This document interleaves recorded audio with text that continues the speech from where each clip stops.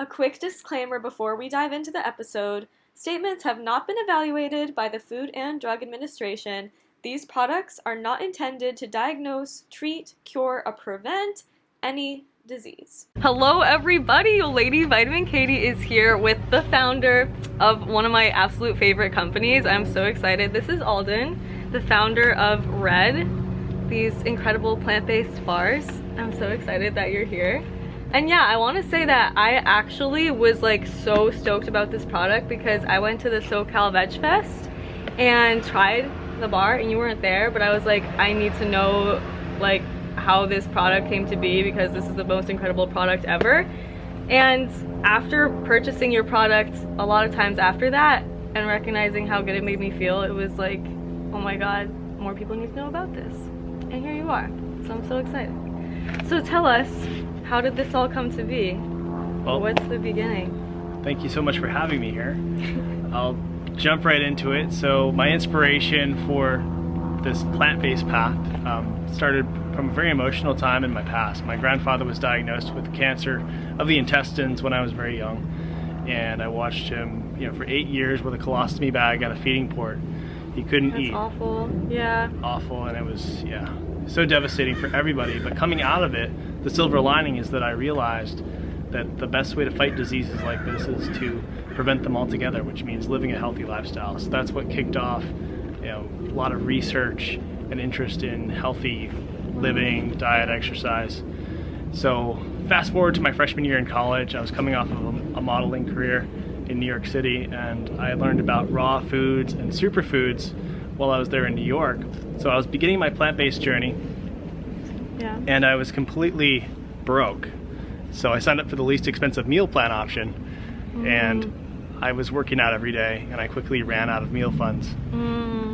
And when that happened, I had to find a way to eat nutrient-dense food. So I went to the local health food store, and I filled a bag full of bulk ingredients, things like oat bran, coconut, maca, cacao, and goji berries, mashed it all together with some agave syrup, and this mishmash sustained me for a whole week, and I had tons of energy from it. I was running faster for longer, and pretty soon my friends were like, what is this stuff? So I gave them samples, and they loved it, and they started asking me for batches. So for $10 back then, you could buy a bag of Rawgasms. That was the name, Rawgasms. So they thought that was great, and I had the epiphany to create a bar. So I changed the form factor from a ball to a bar and started selling it in local stores.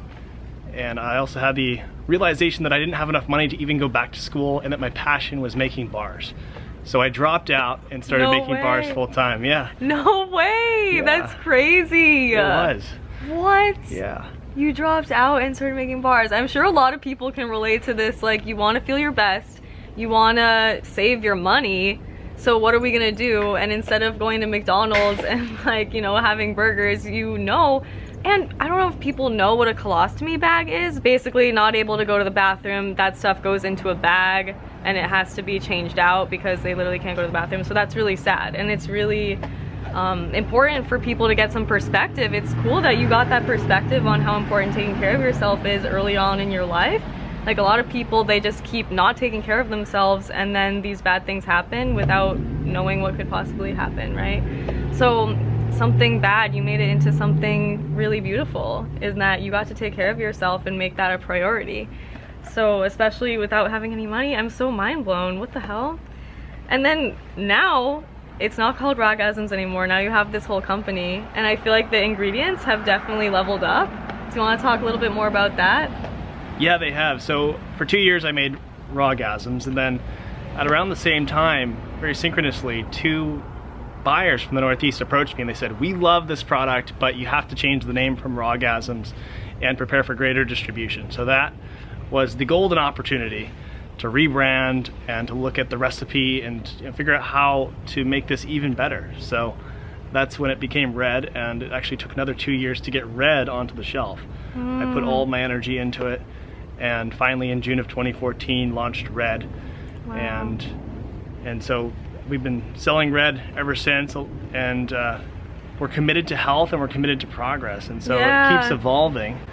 And here it is. It's crazy now. how at first you said it was like goji berries and agave and like what else was all in it when it first started, but now you've got freaking like There's probiotics in here, reishi, chaga, the goji is still in there. But yeah, like hemp protein, it's definitely had quite the progression. I think that, I don't know, I just want to dive into how amazing these ingredients are, and probably the reason why they make me feel so good and why I'm like damn addicted to them, you asshole. Yeah, like it's really a great product for anybody who is looking to gain muscle or lose fat with a plant-based diet. I think there's a lot of like, you know, protein bars out there that are really just a lot of crap, and with plant-based it is harder to get a lot of protein and without having all these extra calories from like sugar. And this is 10 grams of protein with only 3 grams of sugar. It's like pretty comparable to like things that aren't plant-based, you know what I mean? Yeah. So it's been an evolution, a lot of research over the last 9 years actually. It's well, a little bit over 9 years. Wow. Yeah, so constantly evolving, constantly growing, and also listening to what people who buy the product want. So we had a version of the product that had black packaging, for example, that had 14 grams of sugar. And we were starting to hear that people didn't want that much sugar in their product. So went kind of back to the drawing board again and realized that we could add fiber in the form of prebiotic to the bar. And along with a prebiotic, it was very easy for me to add a probiotic spore. So right, you're getting, you know, the probiotic with the nutrients to make that probiotic flourish right within your GI tract. Yeah, So- and that's so important right now. Anybody trying not to get coronavirus is actually to get your gut on fleek and get some probiotics and prebiotics. But also I wanted to mention chaga and of course reishi and these other Yeah. things, but chaga, if you've heard of SOD, Yep. it's superoxide dismutase. Exactly.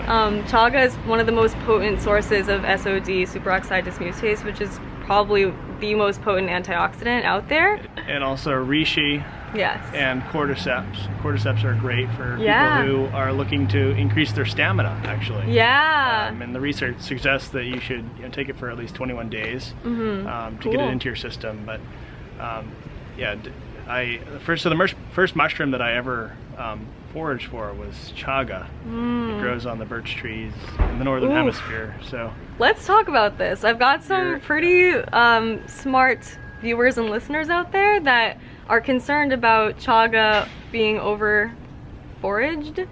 Where do you source your products, and is it sustainable? it's absolutely sustainable. We actually work with a group of PhDs down in San Diego area who grow chaga, reishi, and cordyceps mushrooms on domestic oats. Really? Yeah, So it's like a contained, sustainable. exactly. Nice. It's the most sustainable form that we can possibly source. That's amazing. Okay, I love this. I love that. Oh, awesome. And yeah, these are mushrooms we're talking about. I know maca is a root, but yeah, reishi, chaga, cordyceps, these are mushrooms. Very fascinating stuff we've got going on here. But I actually did want to point out and question, I'm super anti-palm oil, and just because, I don't know, I've heard a lot of things about it's not sustainable, it's not good for you. And I think that, do you have palm oil in your product? And I'm so curious how you source that. Yeah, we have palm oil in 4 out of our 5 flavors, and it's RSPO certified palm oil. What's So that mean? It's rainforest sustainable palm oil. Mm. And so, you know, the real difficulty with bars in particular is that you do need a stable, structured fat in many cases, which is either going to be palm oil or coconut oil. And so, you know, I did a lot of experiments with coconut oil and didn't find a way to make it work this last time, continuing to do more experiments, but it's, you know, there's a lot of chemistry involved, and, you know, we're now working with PhD who is advising, and you know, her take on it is that there's no better option in a lot of these products. Even though we want to move, you know, even though we might want to move in a direction, but you know, it's something that we're working on. Cool. And we'll see what happens. Yeah, well, I do want to inform people that like there's a difference between sustainable organic palm oil Exactly. and like this mass-produced just crap palm oil. So I'm really glad to hear you say that, and I know that these certifications are probably not, you know, easy to get, and I think that it's awesome that you are doing whatever it takes to like get a high quality product and source your product like ingredients well. That's very important, and I appreciate this. We definitely spend a lot more money on the Rainforest Sustainable palm oil. But the thing is, like, it's either, you know, palm, so the palm oil or coconut oil. So those are both palm trees, and you know, so if there's, you know, as we're moving away from palm oil, you're going to see more coconut tree groves as well. Wow, so there are going to be implications from that as well. That's so awesome to point out. Yeah, a lot of people are not aware of this. I swear, every bar that you get, it's going to have palm oil in it. Yeah, and it's probably not with that certification. So now you know, informed consumers, you're welcome. As far as your journey with like you going to college, being super broke, eating this mishmash, what is your diet like now? Like, you are glowing, you look great, you've been working out a lot, and you were just telling me that you just like, do you live on these things? Like, what's your diet like? Well, yeah, during the day I typically eat a few bars, but I also drink a lot of green juice, of course. And at night I typically have, you know, a decent meal that always includes, I love Thai vegan. That's one of my favorite spots in Santa Monica. And actually, when I was living here in Venice, I would go there almost every day. Yes. Okay. So, yeah. Okay, so you're not crazy. You don't literally just get eat the fresh these. rolls. Yeah, they're so good. That's hilarious. I haven't tried those. I'm gonna have to try those. But the in-between times are perfect for red bars. So, yeah. You know, I love to drink yerba mate, and I have my red bars. Nice. And my green juice, and that's how I typically get through the day. Yeah. I'm honestly so amazed with these bars. Like, I think that you can tell, like, that there's these cordyceps in there, like the chaga in there. I feel like it really does make a difference. And I'm pretty much an addict too. Yeah, it's like I eat them all the time now. Yeah, we do put so much effort into creating the best possible product, and you know, I use the product and I do feel a difference with the adaptogens, and the belief is that the adaptogens are something that almost everybody should be consuming, because we live in such a stressful age. And there are, you know, multiple non-specific benefits to each one as well. So definitely. Because it's such a frustrating thing. I get a lot of people who come to me, they're like, Katie, I have these headaches, I have these stomach problems, and the doctor says it's just stress, right? And it's like, okay, well, that's part of it, of course, is a lot of things, but you could really negate a lot of that unnecessary stress with taking some adaptogens, honestly. That would help. So, you know, there's a lot that goes with that holistically, but I really do feel a difference. I do want to ask, sorry, what were you going to say? I was going to say, and by reducing stress in the body, you're actually enhancing other things as well, because, you know, stress causes all kinds of symptoms. Right.